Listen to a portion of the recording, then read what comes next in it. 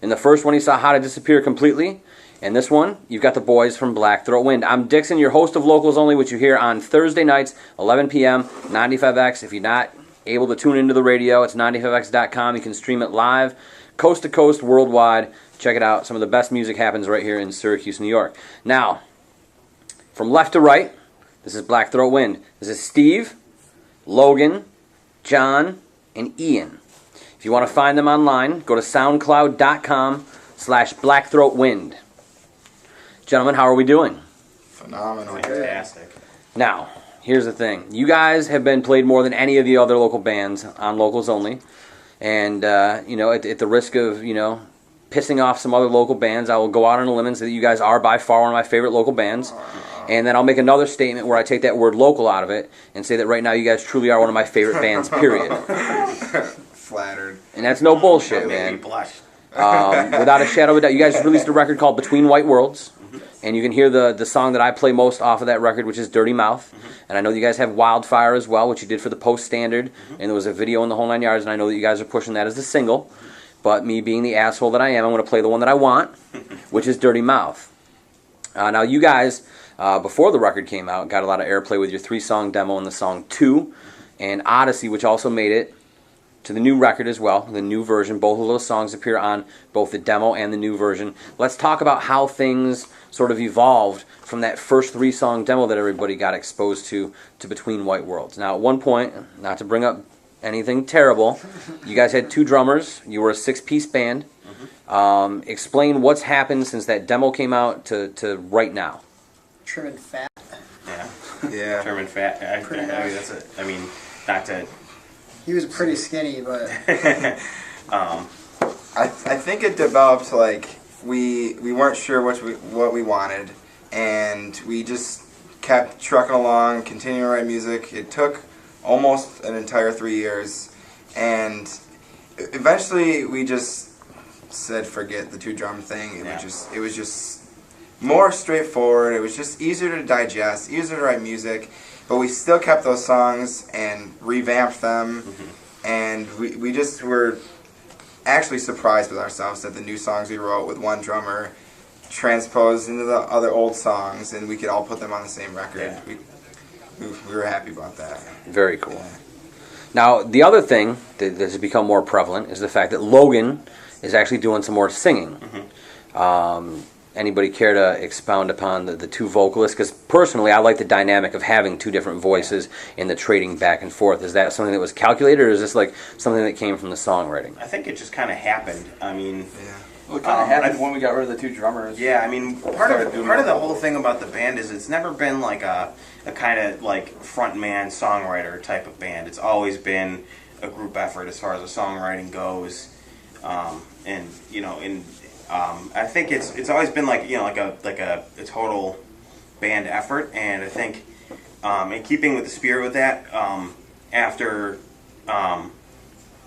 we kicked out our other drummer, Logan was kind of messing around with it at practice, and it just worked, and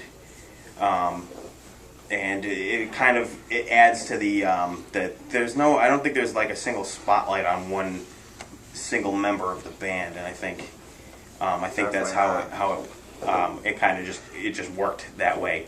Yeah. We definitely like the fact that throughout the songs, each instrument is featured at some point in time by itself, or as a solo, or Trevor will sing and then I'll sing, and it's just everything's featured in its own way between verses and choruses. Because the first time I saw it happen, it blew my mind. I'd just gotten out of the hospital. I'd been out for a while. You guys were playing the Badlands with Hunger Pains, and for me, it was because you guys played my benefit and everything, but I was so drugged up, it was just it's Black Throat Wind, and I'm high on hydrocodone.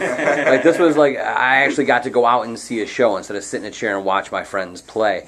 And the first tune, it was Logan singing, and it was just.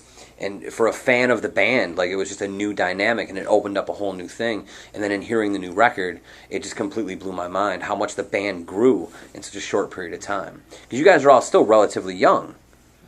Well, these guys are. I'm only 5, so not that young. He's the youngest. He's the youngest. Yeah. Yeah. So let's talk about Between White Worlds. You guys use the Steve Sopchak. Let's talk about the recording process. Did you guys go into the studio with these are the songs we're doing? Was there writing in the studio? Was there a producer very much influence? There was a lot of writing, a lot of lyric writing in the studio. We had a deadline, and we had never had a deadline for it. We always just kind of like moved at our own pace and wrote our songs at our own pace. But because there was a deadline to be in the studio and start recording, we buckled down, got Steve, like already, because you're decently new to that over the past year, and I don't know, we just went in and did it. Most of the songs were written and figured out. I think we had all ideas, but the vocals were definitely mostly written right there. We had a pretty. I think we could say like the songs were about 85% when we went in.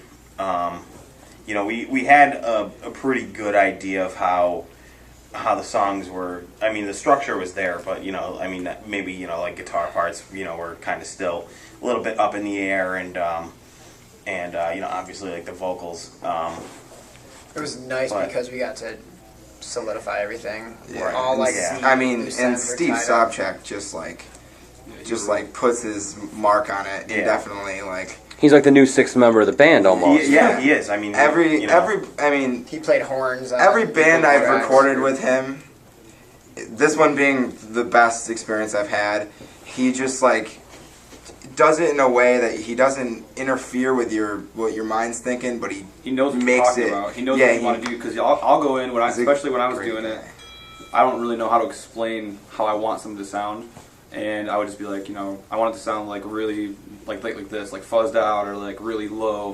And he's just like, you mean like this, and do one thing, and I'd be like, yep, that's exactly what I'm talking about. That's good. Yeah. Now, Logan, you mentioned recording with other bands. You guys have all been in other bands, are in other bands. Let's talk about that for a minute. Ian is the drummer now in How to Disappear Completely, who you saw in episode 1. Ian and John were in a band together called Merrimack. John played in Oak and Bone. Logan plays in White Picket Fence, and you also have a project you do called Drip Cult that we've played on Locals Only, which is really cool. It's like an electronic thing. And what else have you done, Steve? Are you doing anything else currently right now? You mentioned something earlier. I started a band called Time Dracula. With your brother Drew? Yes, with Drew. My brother, back up the rhythm section, plays drums, he played drums in Oak and Bone. So, I was out of the scene for a little bit, but it's alright. Now you're back in, man. Doing my thing, it's awesome. Very cool. Yeah.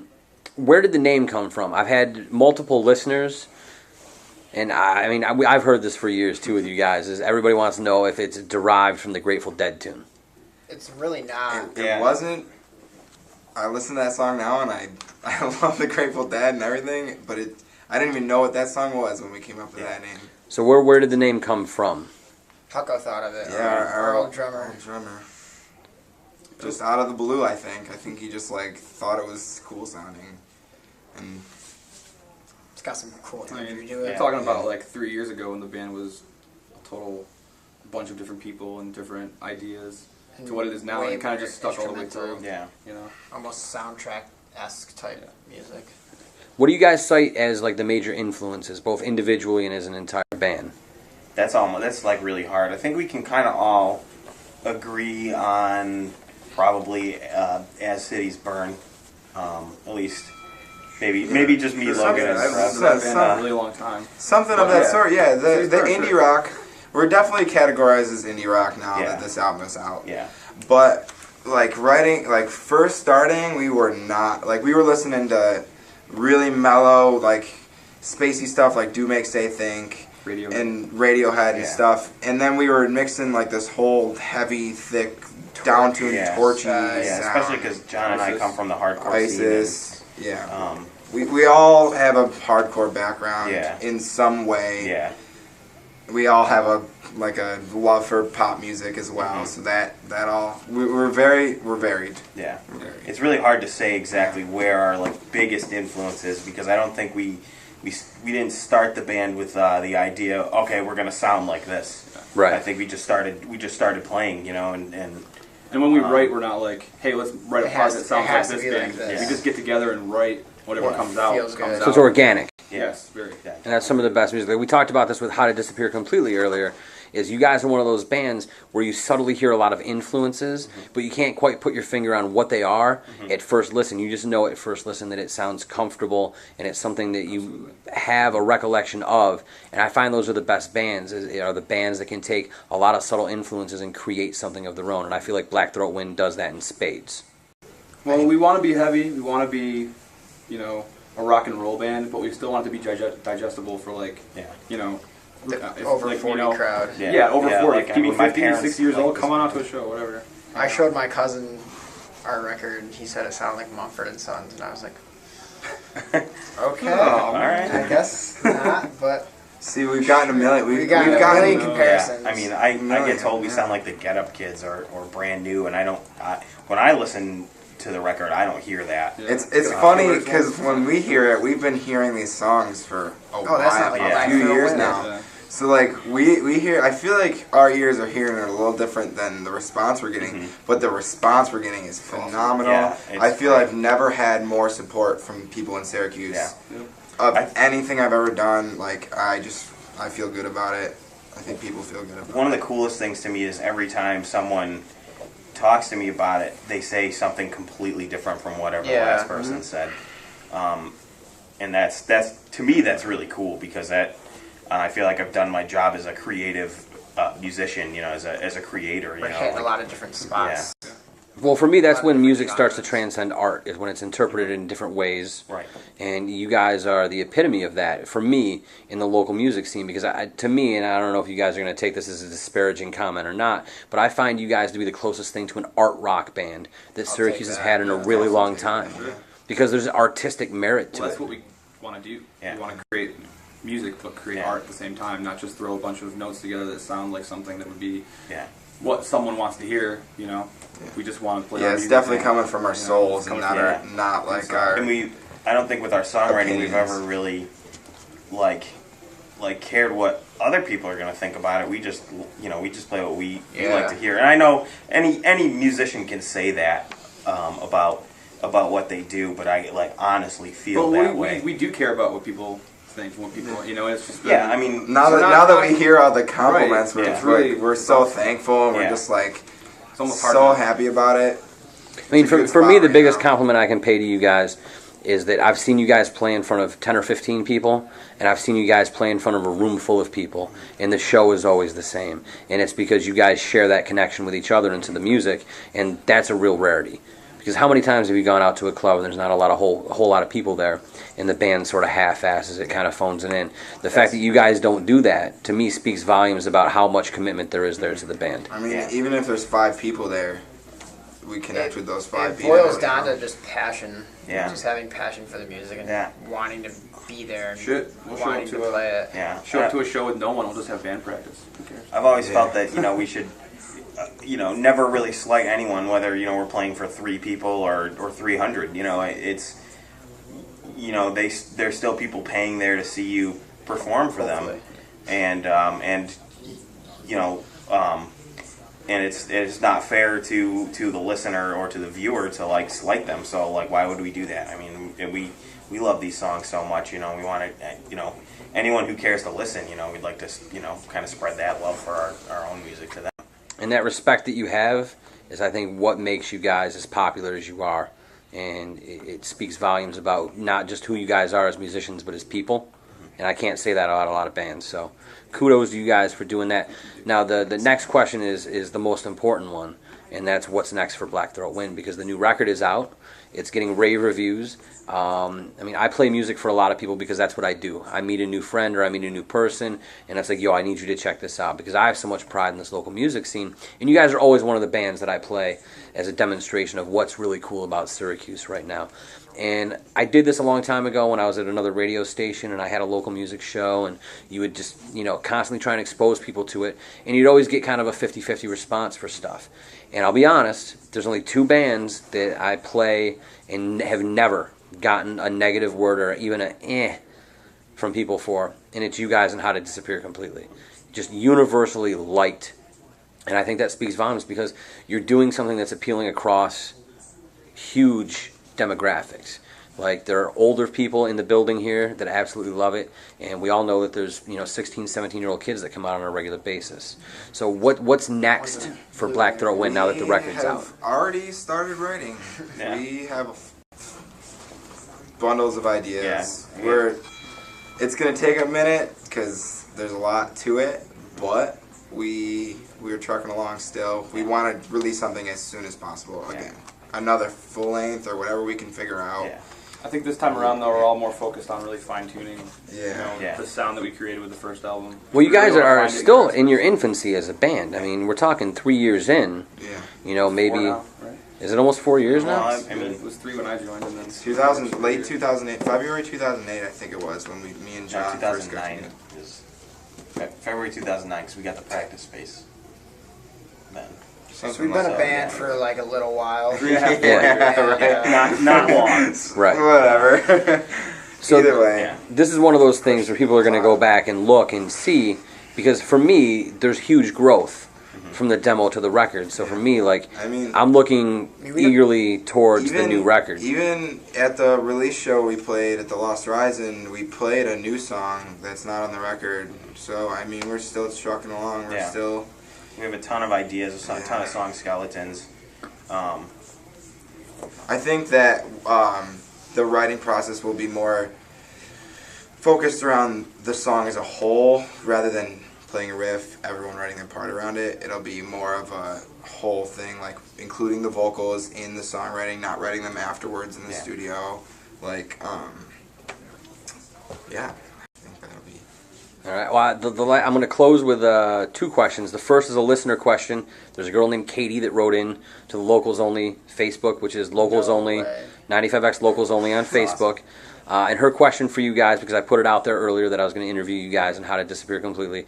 She wants to know that there's a few songs that you guys played early on in the early days of Black Throat Wind that didn't make the recording. She wants to know if any of those songs are going to see the light of day in any recorded form down the I road. feel like, yeah, we've been asked that a couple times from... I'd like to do Mainly that. from people in other bands that we play with, but we don't know. What is it? Golden Swords and Awesome Songs. and Old Age Yeah, are the Old Age, yeah. two. Yeah. I mean, who knows? Well, Katie, if you'd really like to know. Yeah. Since you're interested in hearing it, maybe we'll write it just for you. Yeah, I mean, maybe, what my best guess would be is that we're going to kind of see how our writing, our current writing goes. We And, can't you write know, anything. We're just gonna rewrite the songs that we already wrote.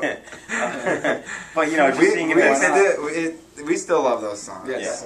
I hear it still, and I'm like, oh, that was cool. Those Yeah, got I lost like in the that. mix of, me joining and the drummer leaving, new Yeah. songs being written, and which songs we wanted to keep on the new record. And so, they're still there. We can still definitely play them, so maybe we'll fine-tune those too. Very cool. And I'm going to close with the same question I'm going to close with every week. Right now, I've been doing this for 19 years. So I started helping local bands, booking shows, doing all this stuff in 1993. At one time, I have never seen as many good bands existing at the same time in Syracuse. I can name 10 bands off the top of my head, without even really thinking about it, that are better than the bands that are touring the country, being played on the radio. And you guys are obviously one of them, in my opinion. So what I'd like to know from you guys is, because you guys are a big part of the music scene around here, what is it that's happening on the local level that's really getting you guys going? Like, what are some of your favorite local bands? Who do you want to tell people to go out and check out in addition to Black Throat Wind? Onika and the Burning River. Yeah, definitely. It's a popular answer. Those guys are definitely, they're doing something very, very different. And it's something that's very much worth listening to. That is right on the level of art rock. Yeah. If you want to talk about art rock, that is. And that is it. they're great guys. They write great music. Counter Pursuit's another awesome band. Yeah, they are I'm really too. pumped on. I wish Night Owls was still a band. Oh, don't it? Oh, don't get me started, Also, man. if anyone has a chance to check out Summer Cult, they're Yeah, awesome as Summer well. Cult's Summer great. Cult's They fantastic. just played this little acoustic show down at Roji Tea Lounge, and it was awesome. Really good. Marissa's got an awesome voice, so. They're a cool little eclectic band, man. I really dig those guys. You guys, honestly, this is hilarious to me. Like, between the 3 guys that were here for How to Disappear Completely, the 4 of you, me, we got 8 guys, and we came up with the same group of bands both times. That's awesome. So that's really cool to Also, How me. Disappear Completely. I mean, we're all like those guys. We're all intertwined so much. Yeah. We all have the same practice space, or we all end up at the same shows. We're all We're all intertwined. Yeah. We're all friends. Everybody plays in a band with someone from another project. Yeah. And And slowly the scene grows. the other band that's really cool that just came out is Blood Sun Yes, Circle. I was just thinking that. Blood Sun And Circle, the Gorham Brothers. Yeah, they're Former they're engineer actually members. My favorite Yeah. right now. Yeah. Definitely my favorite local band right now. I Up think and they're- coming. I'm not sure how many shows They actually played like 2 2 or 3. shows, and They have one Saturday. There you go. yeah, it's a phenomenal band. Unfortunately, this won't hit the internet until next Thursday. Well, they had one last Saturday then. There you go, John Sorber. All right. You Well, missed it. once again, this is Black Throat Wind. From left to right, Steve, Logan, John, and Ian. Check them out online, soundcloud.com/blackthroatwind, and you'll obviously be hearing from them on Locals Only every Thursday night, 11 p.m. on 95X. If you're not in town, tune it in on the radio or on the computer. You can listen to it, 95x.com. Just stream it. And you can listen to all the music from right here in Syracuse, New York. It's brought to you every week by the Joe Stanley Law Offices and Music for the Mission, which you can find at musicforthemission.org or search Music for the Mission on Facebook. They support the scene. You should support them.